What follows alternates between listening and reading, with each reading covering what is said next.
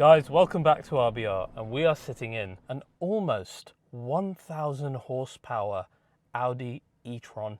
This is the first ever performance of Audi's e-tron series, and it's almost 1,000 horsepower. Now those figures mean nothing. You need to see what this does in reality, which is why I'm here at a test track where we're going to do the launch control right now. Let me show you just how insane the launch of this car is. I'm going to move up to the cones here. All right, guys, here we go. You are not ready for this. I wasn't. Just wait till you see this. It is insane. All right, guys, here we go. We are in RS performance mode. Let's do this. Oh my goodness! Oh!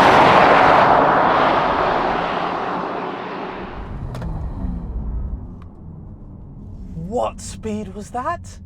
I don't want to alarm you, but this car just did.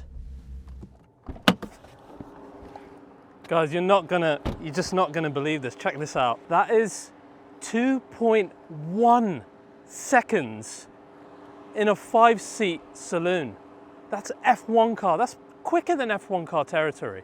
Now, whatever you think about electric cars, that is insanely impressive. All right, guys. He doesn't want it, but he's gonna get it. Jamie's reaction. The man behind the camera. He's experienced it all. Let's see what he thinks. You ready? No. You ain't ready.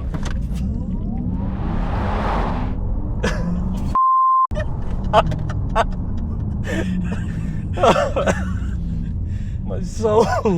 That's 2.3. Well, obviously extra weight in the car, isn't it?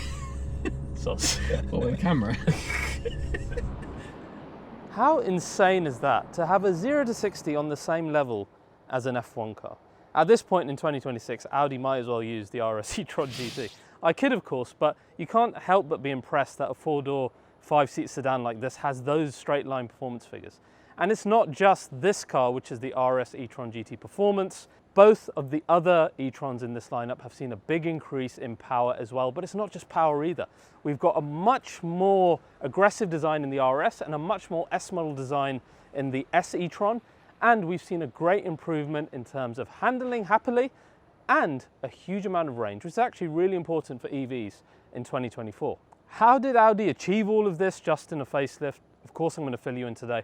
But for me, the real question is it really worth the premium over the pre-facelift? Is the performance, the design, and that new active suspension really that much better? Let's find out today as we drive this, the brand new facelift of Audi's e-tron GT.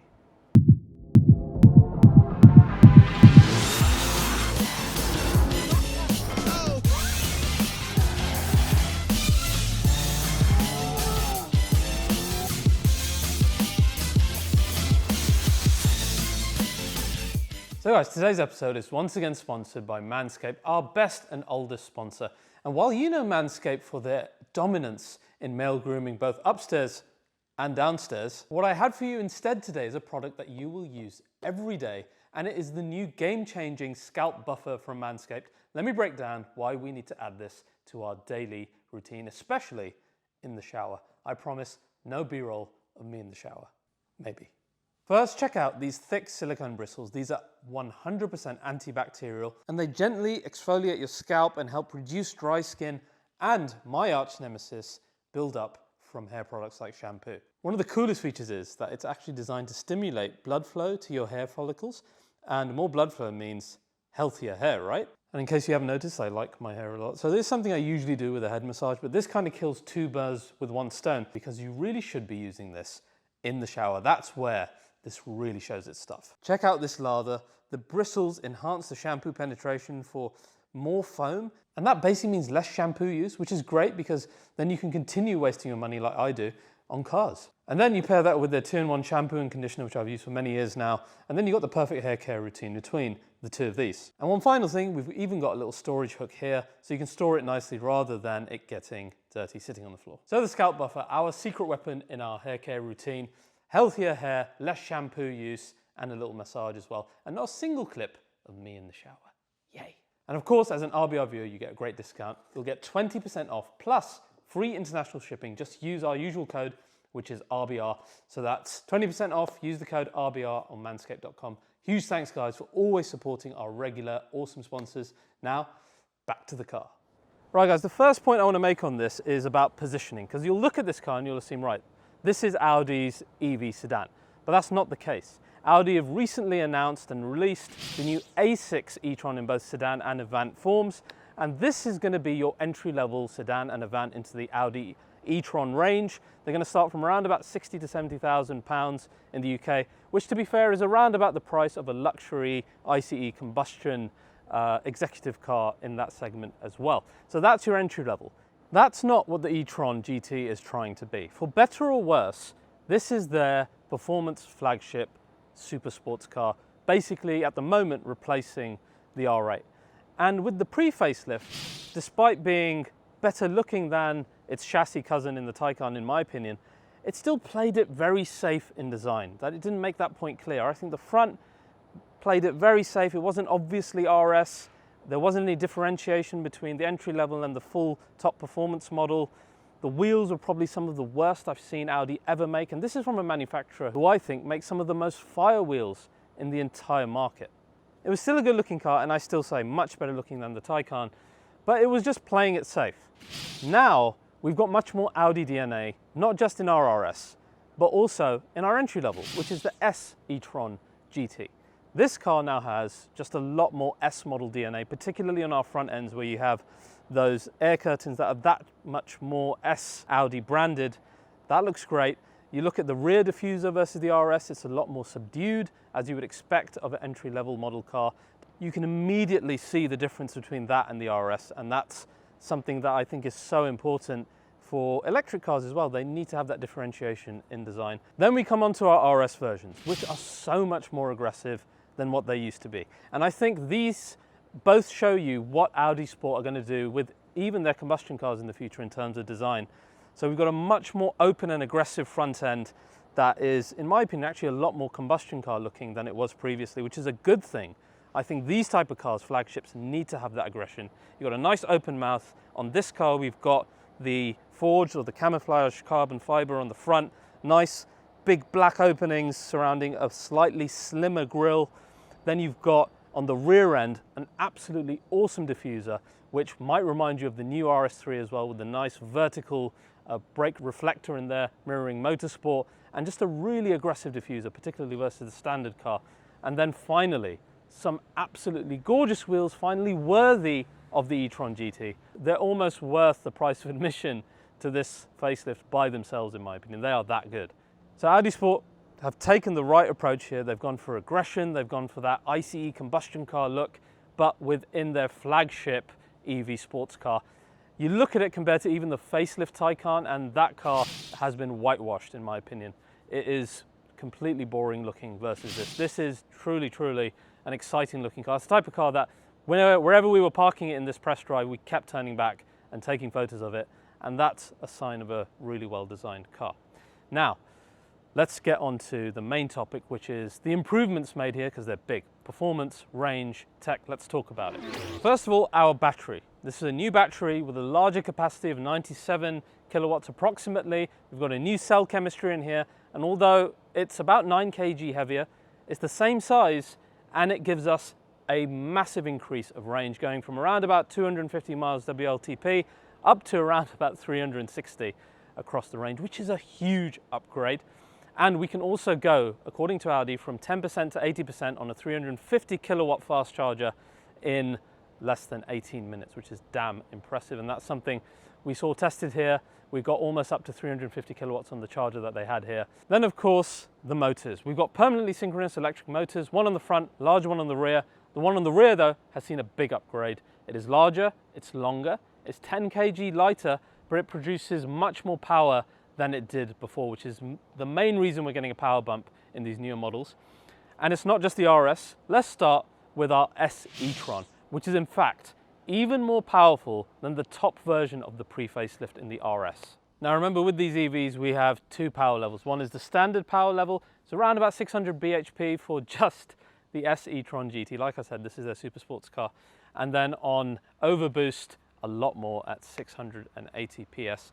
0 to 60 is timed around about 3.4. I'm sure we can better that given what we did in the RS, probably closer to 3, I reckon. And then you've got that nice big miles of range with 370 plus miles WLTP.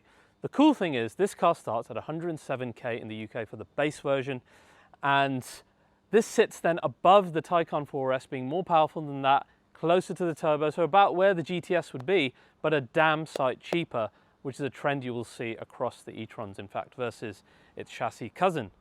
Then we come to the RS e-tron, and this is impressive. It might be the Goldilocks one because you get that nice design plus a ton of power as well. Now this car as standard has 680 PS, and that goes up to 857 on overboost launch control. And it also gets the push to pass. I'll tell you more about that in a minute. 0 to 60, they say it's around about 2.7. As I said, I'm sure it's going to be better. And the pricing starts at 126k in the UK. Again, around about 10k cheaper than the equivalent Porsche Taycan Turbo, which is great. Then we come to the top dog. This is the RS e-tron GT Performance, the first ever performance model in the e-tron range. And the figures are insane. This has 748 PS as normal, 925 PS on overboost and push to pass, which is insane. Over 1,000 Newton meters of torque, and you've seen the launch control. It is insane. Despite that, range figure is still good. Now, the one thing with the performance is it comes with a more powerful pulse inverter on the front, and that allows it to give us that more power. The price starts at 142k in the UK, which again, around about 10k cheaper than the slightly more powerful Turbo S. But look what you get for the package. Probably the best looking EV that we can get right now. Then the other changes. First of all, steering. We've got a change in our steering ratio, around about 7%, which can work in conjunction with the rear wheel steering of 2.6 degrees, which is optional, and it should give you a bit of a keener feeling front end that we will discover later as we go for a drive. Our standard suspension system has been upgraded to a 2-valve setup. This will give it more breadth of ability on comfort and sportiness. But if you get the optional active ride suspension, this thing is a game changer, and it comes in the Vorsprung editions of all 3 models in the UK, which is the top version. And this essentially has hydraulic pumps to control each wheel individually, and the amount of breadth of ability that this gives the car on both the comfort side and the dynamic side is insane. This is displayed well by the fact that the computer can control the car by this demo here, and you can see how the computer can control the car so quickly, and this is just a small glimpse of what it can do on the road in terms of the active tilt control that it has, in terms of dealing with bumps and unevenness in the road that would normally dishevel a car. This just glides across it, and I can't wait to show you that later when we drive the car. It is truly game-changing for a heavier car, and it brings us just to a different level of being able to be comfortable but being absolutely dynamic as well. The active suspension also does that easy entry feature that we love. You've seen in other cars as well. I personally love it. Jamie behind the camera didn't like it so much, but I can see the benefits living with a family, getting your little shits in and out of it. It's a good feature.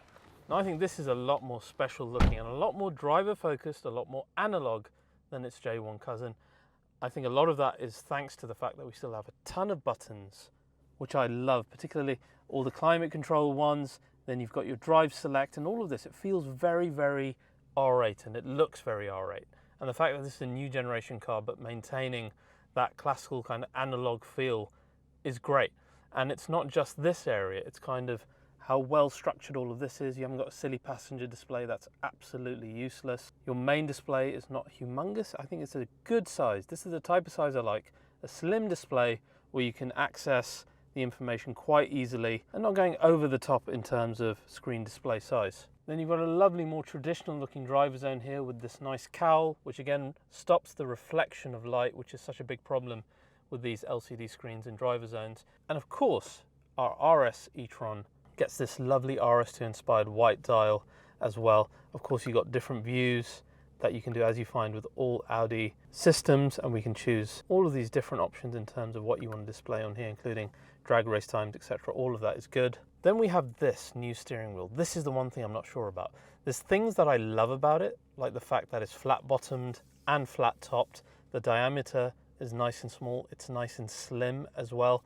You can get it either in this perforated one, or there's a Dynamica microfiber version, which is really nice. And what I also really like are the two satellite buttons here that we're going to explore more when we drive. But essentially, RS, of course, takes you into your RS driving mode 1 or RS driving mode 2, or indeed the crazy one, RS Performance. And in e-tron GT, you can actually hear the change in the sound of the car when you go between these modes as well, even in idle. And you'll see more when we go on a drive. Then we have this button here. We talked about this one earlier. It's only in the RS models, both of them. And this is the push to pass button.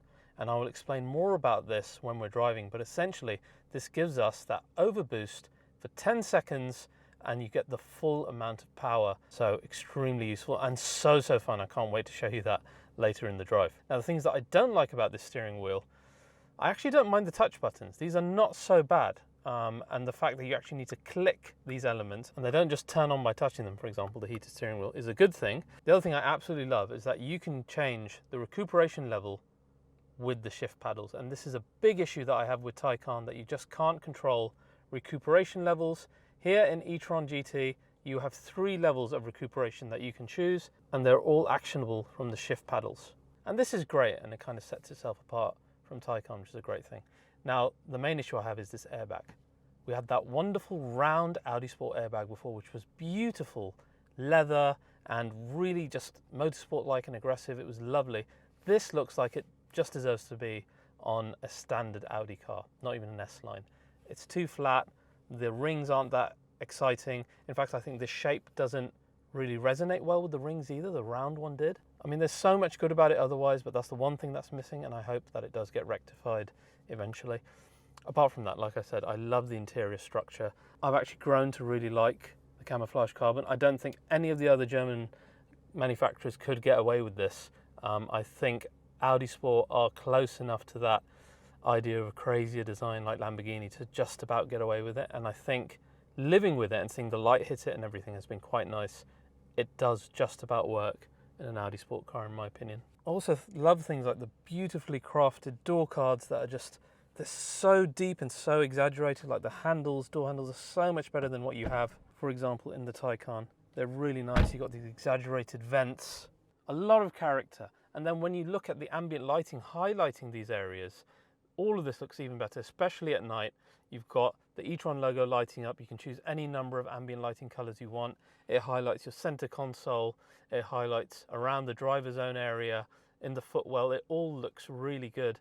And then you have things like the entry light as you open the door, which is great. And of course, the animations on both our front lights and our rear lights, which is so iconic Audi.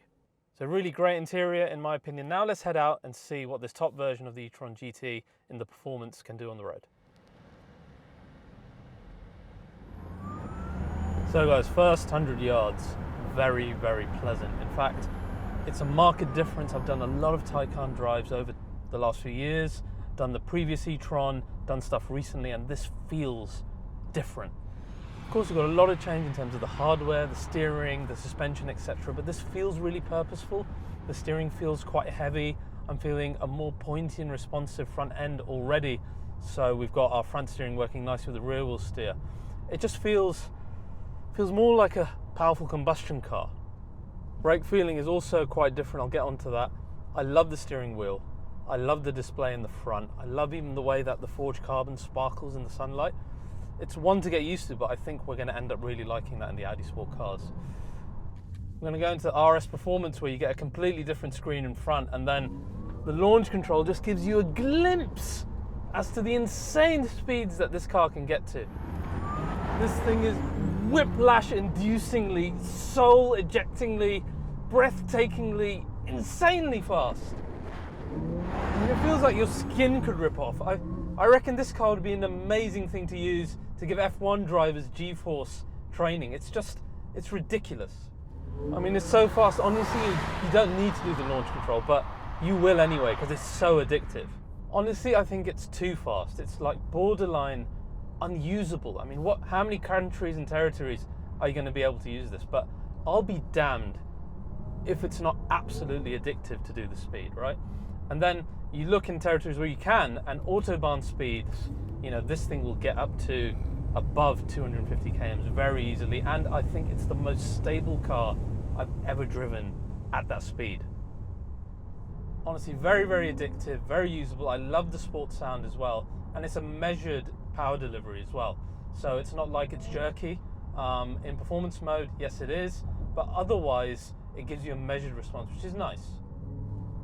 I think it's hugely fun to drive fast, and I suspect that the RS e-tron GT underneath this performance is probably Goldilocks in that regard. Then we've got the handling, and it's really nice. The steering, like I said, that different ratio really helps. The rear and the front communicate really nicely with each other, and honestly the handling is otherworldly. You got that weight distribution because of the batteries, as we know already, but it just feels unflappable. Like there's nothing like it on a twisty road. That paired with the unlimited, infinite grip that this system offers you. Plus again, that soul ejecting torque. Jeez, this thing, you just can't beat it. It's great. And this is what makes these type of systems in their best form so good for dynamic driving. And we're talking about body control itself, because this suspension system doesn't have any anti-roll bars, and it will control the pitching and the tilting and each wheel individually in milliseconds. Basically, in essence, this system helps negate all the negative forces of body movement, forces that eventually end up making you slower as a driver. Better body control means less work for the steering to do. Better body control means when you accelerate, the car will move less back and forth. When you decelerate, the car will move less back and forth. And more body control then basically just means that you're just going to be faster in every single way, and this car is. But then, interestingly, with this system, it's a do-everything system. So when you go back into comfort mode, like I said, on the Autobahn, it dealt with undulations in the road like nothing else I've ever driven at those speeds. It was unbelievable, and unbelievable in the sense of how safe I felt and how there was no juddering in the interior at all. It was brilliant. And then in and around town, when you're just doing normal speeds, you've got a little bit of electric sound, which is nice, helps tell you what the car is doing. The steering relaxes a little bit. The suspension is absolutely brilliant on any type of service. It's just, you know, if suspension and comfort is really important to you, then you have to go for the Vorsprung. You have to get the active suspension. Would I miss it in terms of dynamics? I've tried the standard 2-valve on a number of other cars, both from Audi and Porsche, and I think it's good enough for the dynamic side of things. I'd like to try it in the e-tron and see how it fares, but I think it'll be absolutely fine without it. Because most of the job is being done by the weight distribution and everything else that we found really good in the previous e-tron as well. The other side of this car that I love, like I said, is the fact that I can control the recuperation levels with the paddles here, which is something I miss so much in the Taycan, and it's something that AMG do so well as well, and a few other manufacturers, and to have the paddles controlling our recuperation here is a big win, and again another little differentiator to its cousin. Now, we mentioned briefly about sound. This is comfort mode. We go into RS1 and it goes into the more powerful version, and then finally RS2 in performance. You get a lot of electric sound. It's quite deep, it's quite angry, it's really, really nice actually. And I think this is something that Audi need to build upon. At the moment, it's too similar to the way the Taycan works in that you have, you know, these automatic sounds. It's better that you can choose within the settings what you want.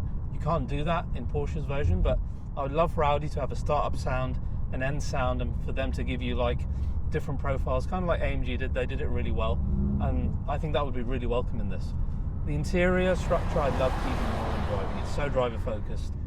You know, this whole area does look like you're driving a 4-seat R8. It's so pointed towards the driver, you feel special.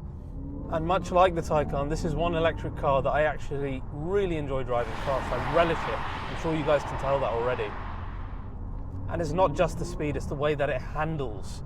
And I love this whole driver area. I keep saying I love the steering wheel. All of this is really good. And I think it'll age well as well, which I think a lot of electric cars won't.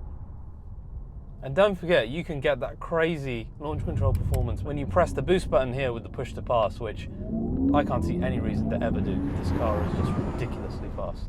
Now, in terms of versus Taycan, in terms of the way this interior looks, the way the exterior is, the fact that it's a little bit cheaper, and I think this will all age better. I just think this is a better alternative, and it does much of the same. It's, you know, still exciting to drive just like that car is, if not more so sometimes. In terms of the versions, I reckon the RS e-tron, underneath its performance, probably Goldilocks. This is too fast. It's unnecessarily fast, but you do want that lovely RS design, I think. You want this steering wheel with the satellite buttons, and just the extra performance that that version brings, I think, makes sense. And of course, the other alternative is, do you just get a pre-facelift e-tron, which is going to do much of the same, maybe do a wheel upgrade or something? It's a good consideration to have, because those are still great cars. And while you might think otherwise, they're holding values pretty much the same as Taycans. So you can pick up one for all like 40 to 50,000 pounds, which isn't bad. So guys, a hugely exciting electric car, one that is F1 fast, which is insane. If you enjoyed this episode of RBR, please do like and subscribe. And I'll see you guys next time.